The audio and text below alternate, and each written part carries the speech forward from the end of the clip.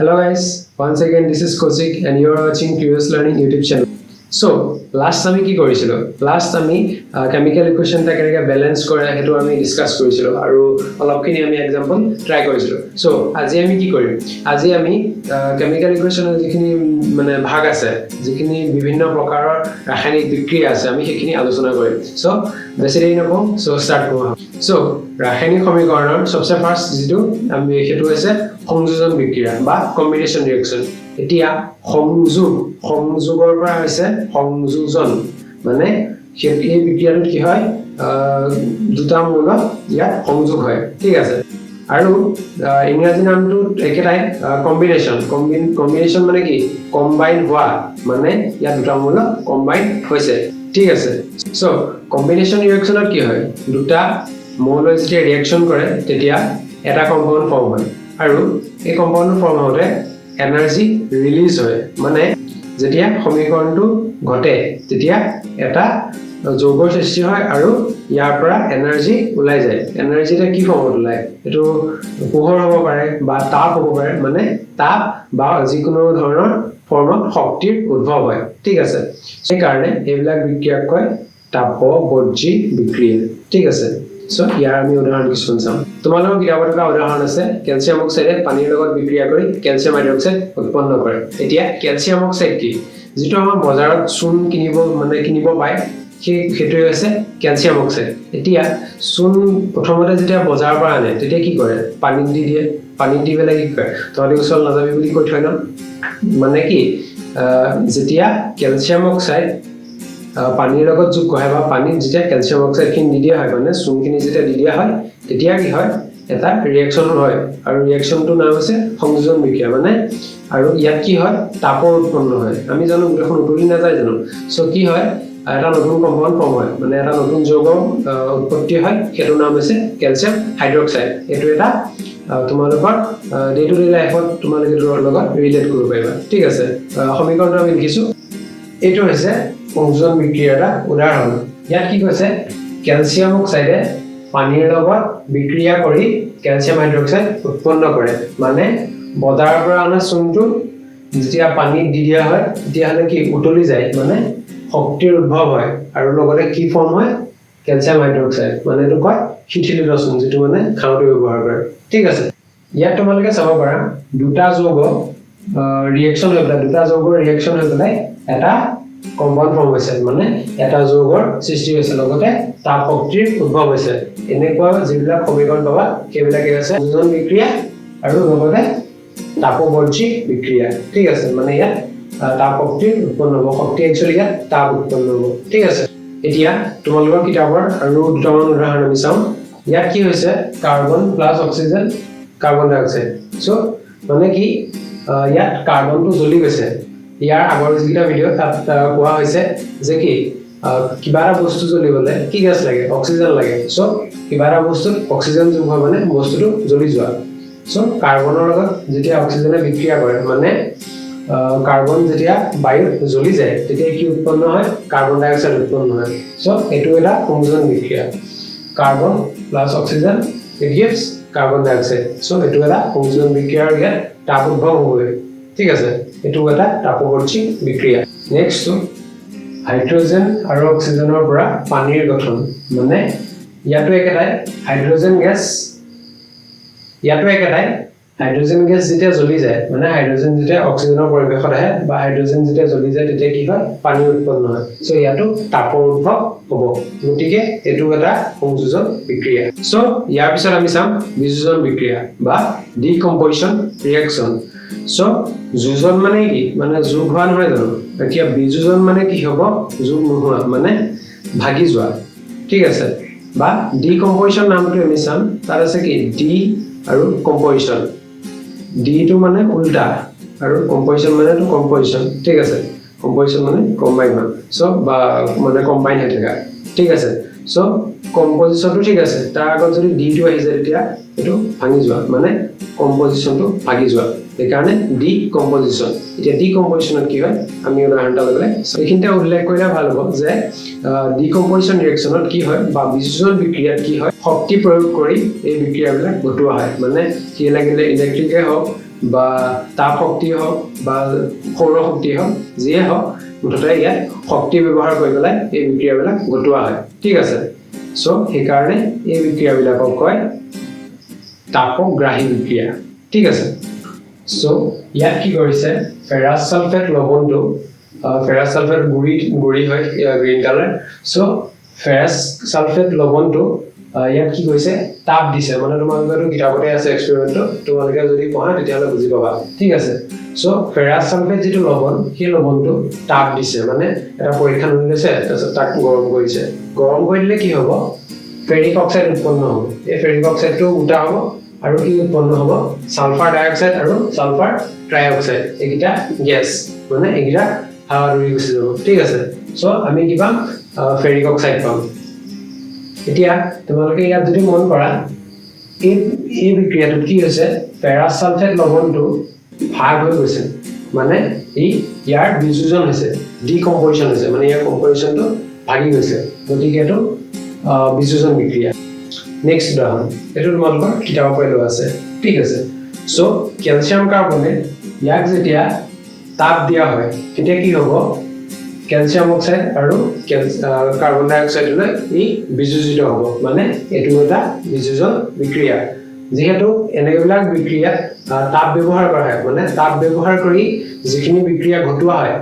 আৰু ঘটাই পেলাই যিখিনি মানে বিযোজন হয় সেই বিক্ৰিয়াবিলাকক কয় তাপীয় বিযোজন ঠিক আছে সেম lead নাইট্ৰেটক যে তাপ দিয়া হয় তেতিয়া ই কি হ'ব lead অক্সাইড নাইট্ৰজেন ডাই অক্সাইড আৰু অক্সিজেনলৈ বিযোজিত হৈ যাব আৰু ইয়াটো তাপৰ ব্যৱহাৰ আছে গতিকে ইও এটা তাপীয় বিযোজন বিক্ৰিয়া ঠিক আছে সো নেক্সট আছে আমাৰ এটা এক্সেপচনাল মেটালৰ বিষয় অৰ্থাৎ এটা এক্সেপচনাল ধাতুৰ বিষয় সো এই ধাতুটো কি ধাতুটো হৈছে সিলভাৰে কি কৰে পোহৰৰ লগত বিক্ৰিয়া কৰে বা সিলভাৰৰ যেটো AgCl বা সিলভাৰ ক্লোৰাইড সিলভাৰ ব্ৰমাইড এইবিলাকে কি কৰে পোহৰৰ লগত বিক্ৰিয়া কৰে কাৰণে এক্সেপচনাল হৈ যায় ঠিক আছে ইয়াৰ ৰিঅ্যাকশন কি আমি চাম যেতিয়া সিলভাৰ ক্লোৰাইড সূৰ্যৰ পোহৰত ৰাখি থোৱা হয় তোমালোকৰ কিতাপত আছে যে কিবা চাইনালিছ এখন লৈছে তাত সিলভাৰ ক্লোৰাইড অলপ দিছে তাৰপিছত ৰ'দত দি দিছে কালাৰটো চেঞ্জ হৈ গৈছে সো কি হয় কালাৰটো চেঞ্জ হৈ যোৱা মানে কি সিলভাৰে পোহৰৰ লগত বিক্ৰিয়া কৰি কালাৰটো চেঞ্জ কৰিছে সেটোই হ'ব সো ইয়াৰ ৰিঅ্যাকশন বিলাক আমি চাম সো সিলভাৰ ক্লোৰাইডত কি হৈছে সিলভাৰ ক্লোৰাইডটো যেতিয়া সূৰ্যৰ পোহৰৰ সংস্পৰ্শলৈ আহে তেতিয়া কি হয় সিলভাৰ ধাতু আৰু ক্লোৰিন গেছ উৎপন্ন হয় মানে এটা কালাৰটো চেঞ্জ হৈ যায় সো একেদৰে সিলভাৰ ব্ৰমাইড AgBr মানে সিলভাৰ ব্ৰমাইড যেতিয়া সূৰ্যৰ পোহৰলৈ অনা হয় তেতিয়া কি হ'ব সিলভাৰ ধাতু আৰু ব্ৰমিন গেছ ইয়াত উদ্ভৱ হ'ব মানে ইয়াটো কি হৈছে বিযোজন বিক্ৰিয়া আছে সো ইয়াটো শক্তি ব্যৱহাৰ কৰি বিযোজন বিক্ৰিয়া ঘটোৱা হৈছে ঠিক আছে সো যিবিলাক বিক্ৰিয়া তাপ শক্তি বা বিদ্যুৎ শক্তি ব্যৱহাৰ কৰি পেলাই ঘটোৱা হয় সেইবিলাক হৈছে তাপগ্ৰাহী বিক্ৰিয়া বা বিযোজন বিক্ৰিয়া ঠিক আছে সো ইয়াৰ পিছত আমি চাম অপসাৰণ বা প্ৰতিস্থাপন বিক্ৰিয়া that is displacement reaction so অপসাৰণ মানে কি পঠিয়াই দিয়া প্ৰতিস্থাপন মানে কি একে পঠিয়াই দিয়া বা শিফট কৰি দিয়া ঠিক আছে তো মানে ইন্টাৰচেঞ্জ কৰি দিয়া বা চেঞ্জ কৰি দিয়া সো এটো হৈছে ডিসপ্লেসমেন্ট বা অপসাৰণ বা প্ৰতিস্থাপন ঠিক আছে এতিয়া প্ৰতিস্থাপন বিক্ৰিয়াত হয় কি তোমালোকৰ কিতাপত এটা উদাহৰণ আছে যে কপাৰ সালফেটৰ দ্ৰব্য এটা লুৰ গজালটা থৈ দিয়া তাৰ পিছত কি হ'ব তেতিয়া কি হয় যেতিয়া লুৰ গজালটা তুমি কপাৰ সালফেটৰ দ্ৰব্যত ভৰাই দিয়া তেতিয়া কি হ'ব কপাৰ সালফেটৰ যিখিনি সালফেট আছে সেইখিনি লুত লাগি যাব আৰু যিখিনি কপাৰ আছে সেইখিনি কপাৰ হিচাপে থাকি যাব সো তেতিয়া কি হয় কপাৰ সালফেটৰ নীলা দ্ৰৱটো মানে কপাৰ সালফেটৰ যেটো দ্ৰৱ হয় এটো কালাৰটো নীলা হয় আৰু যেতিয়া তুমি আইৰণৰ গজাল থৈ দিবা তাৰ পিছত কমান্ডেৰ পিছত তেতিয়া দ্ৰৱটোৰ ৰং বগা হৈ যাব সমীকৰণটো আমি কৰি চাম ঠিক আছে তোমালোকৰ কিতাপত এটো ভালকে আঁকি মেলি ভালকে দেখুৱা আছে সো মই ইয়াত ৰিঅ্যাকশনৰ কথাই কম যেতিয়া আইৰণৰ গজালটো তুমি কপাৰ সালফেটৰ দ্ৰৱত ডুবাই দিবা তেতিয়া কি হ'ব ইয়াত যিখিনি সালফেট থাকিব এই সালফেটখিনি গৈ আইৰণত লাগি ধৰিব কাৰণ আইৰণটো কপাৰতকৈ বেছি সক্ৰিয় ঠিক আছে সো তেতিয়া কি ফৰ্ম হ'ব আইৰণ সালফেট বা ফেৰাছ সালফেট মানে ইয়াত কি হৈছে আইৰণৰ দ্বন্দ্ব এডাল বা গজাল এটা তুমি কপাৰ সালফেটৰ লগত ডুবাই দিছা মানে কপাৰ সালফেটৰ লগত ডুবাই দিছা ঠিক আছে তেতিয়া কি হ'ব আইৰণ সালফেট উৎপন্ন হ'ব আইৰণ সালফেট কি বস্তু ইয়াত অলপ মটিয়া টাইপৰ কালাৰ ইয়াত কোটিং এটা হৈ যাব মানে চাৰিওফালে গোটেই সালফেটখিনি লাগি ধৰিব ঠিক আছে সো সেইটোৱে ফেৰাছ সালফেট বা আইৰণ সালফেট আৰু কি থাকি যাব কপাৰ থাকি যাব কপাৰ সালফেটৰ দ্ৰৱটো প্ৰথমতে কালাৰটো আছিল নীলা কিন্তু আইৰণটো ডুবাই উঠাই দিয়াৰ লগে লগে কালাৰটো বা কিন্তু আইৰণৰ গজালটো ডুবোৱাৰ পিছত তাৰ কালাৰটো হৈ যাব বগা ঠিক আছে এইটো হৈছে ডিসপ্লেসমেন্ট ৰিঅ্যাকশন বা প্ৰতিস্থাপন বা অপসাৰণ বিক্ৰিয়া মানে ইয়াত এই সালফেটটো আইৰণলৈ অপসাৰিত হৈছে ঠিক আছে একেদৰে জিংকৰ দ্বন্দ্বডাল যেতিয়া কপাৰ সালফেট সলিউশনত ডুবাই দিবা তেতিয়াও জিংক সালফেট উৎপন্ন হ'ব মানে কি জিংকৰ চাৰিওফালে সালফেটখিনি লাগি যাব আৰু কপাৰটো থাকি যাব কালাৰটো মানে যিটো দ্ৰৱটোৰ অৰিজিনেল কালাৰ আছিল মানে কপাৰ সালফেটৰ যিটো অৰিজিনেল কালাৰ আছিল সেই ব্লু কালাৰটো নোহোৱা হৈ যাব একেদৰে লেডটো যদি তুমি কপাৰ ক্লৰাইডত ডুবাই দিয়া তেতিয়া কি হ'ব ক্লোৰিনটো লেডলৈ গুচি আহিব তেতিয়া কি হ'ব লেড ক্লৰাইড মানে যিখিনি ক্লোৰিন থাকে কপাৰ ক্লৰাইডত এই ক্লোৰিনখিনি লেডলৈ গুচি আহিব অৰ্থাৎ সেইটো কি ফৰ্ম হ'ব লেড ক্লৰাইড সো লেড ক্লৰাইডটো লেড ক্লৰাইডলৈ তো কি প্ৰতিস্থাপন হ'ব মানে লেডলৈ ক্লৰাইডটো প্ৰতিস্থাপন হ'ব এইটোৱে আৰু কি হ'ব কপাৰ থাকি যাব এইটোৱে হৈছে তোমালোকৰ ডিসপ্লেসমেন্ট ৰিঅ্যাকশন ঠিক আছে এইটো কি হৈছে আইৰণটো জিংক আৰু লেড এই গোটেইকেইটা কপাৰতকৈ বেছি সক্ৰিয় মানে কপাৰতকৈ ইহঁতৰ মানে সালফেট বা ক্লৰাইড এইবিলাক টানিব পৰা যিটো শক্তি সেইটো কপাৰতকৈ বেছি সেইকাৰণে ইহঁতৰ ওচৰলৈ ক্লোৰিন সালফেট এইবিলাক গুচি গৈছে ঠিক আছে ইয়াৰ পিছত আছে ডি অপসাৰণ বিক্ৰিয়া বা double displacement reaction so double displacement বা ডি অপসাৰণ ডি মানে দুই অপসাৰণ মানে পঠিয়াই দিয়া মানে দুটা ইটোৱে সিটোক পঠিয়াই দিব অৰ্থাৎ এটাৰ গ্ৰুপ বিলাকে ইটোৱে আনটোৰ পজিশন এক্সচেঞ্জ কৰিব এটো আমি উদাহৰণৰ সহায়ত বুজিবলৈ চেষ্টা কৰিম ঠিক আছে সো ইয়াত কি আছে সোডিয়াম সালফেট আৰু বেৰিয়াম ক্লৰাইড এই দুটা ৰিঅ্যাকশন কৰি কি ফৰ্ম হয় বেৰিয়াম সালফেট আৰু সোডিয়াম ক্লৰাইড ঠিক আছে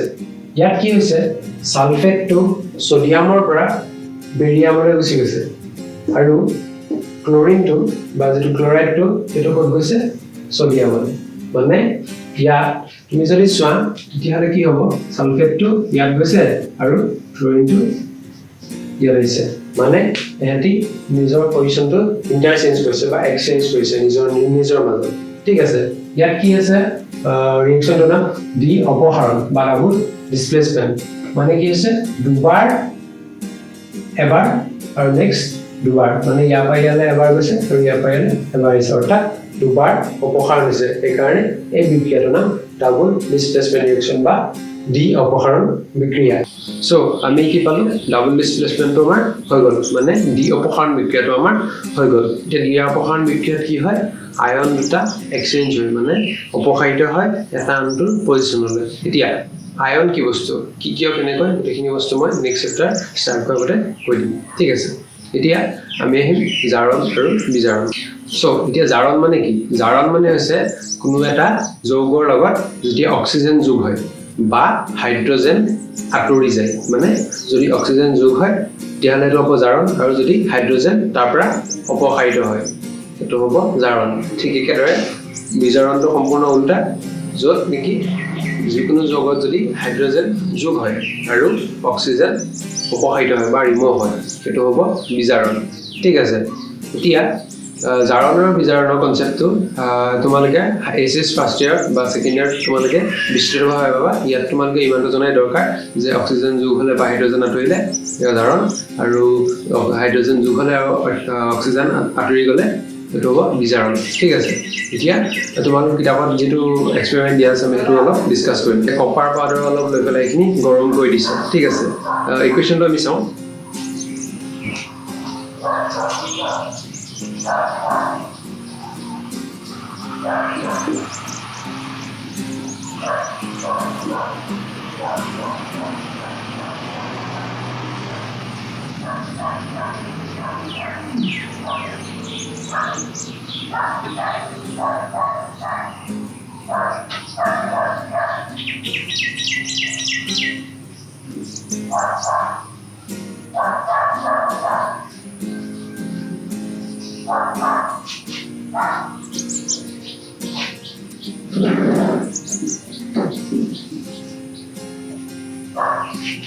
এতিয়া কপাৰ ইয়াক গৰম কৰাইছে মানে কি বায়ু পৰিৱেশত ইয়াত অক্সিজেন যোগ হৈছে তাৰ পিছত কি হ'ব বায়ু পৰিৱেশত যেতিয়া কপাৰ অক্সিজেন যোগ হ'ব তেতিয়া কি উৎপন্ন হ'ব কপাৰ অক্সাইড উৎপন্ন হ'ব তেতিয়া কপাৰৰ মুগা ৰংটো কলা ৰঙলৈ পৰিৱৰ্তিত হৈ যাব ঠিক আছে এটো হৈছে জাৰণ অৰ্থাৎ ইয়াত অক্সিজেন যোগ হৈছে ঠিক আছে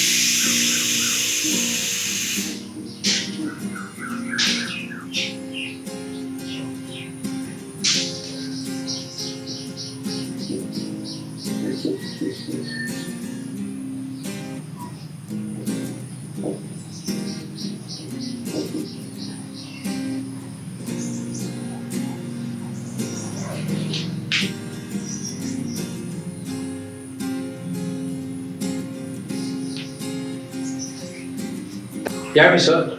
কপাৰ অক্সাইড খিনি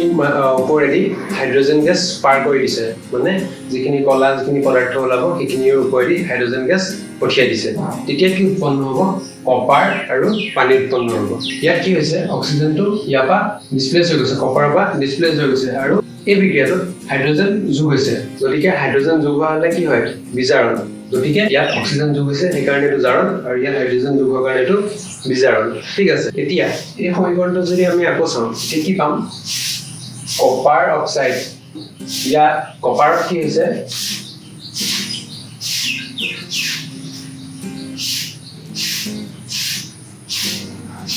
ইয়াত কপাৰৰ পৰা অক্সিজেনটো ওলাই গৈছে এতিয়া অক্সিজেন ওলাই গলে কি হয় বিজাৰণ হয় গতিকে ইয়াত কপাৰটো কপাৰ অক্সাইড ইয়াত বিজাৰণ হৈছে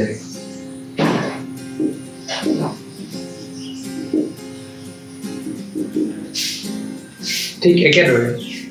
ইয়াত হাইড্ৰোজেনৰ লগত অক্সিজেন যোগ হৈছে গতিকে এটো হ'ব জাৰণ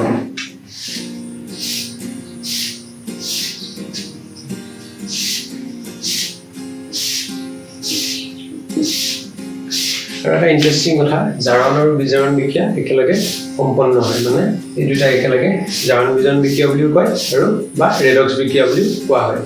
সো এটা বিক্ৰিয়া তেনেকে জাৰণ আৰু বিজাৰণটো ঘটে ঠিক আছে তাৰপিছত টপিক আছে ক্ষয়ভৱন আৰু দুৰ্গন্ধিতা সো এইকেইটা টপিক তোমালোকৰ কিতাপত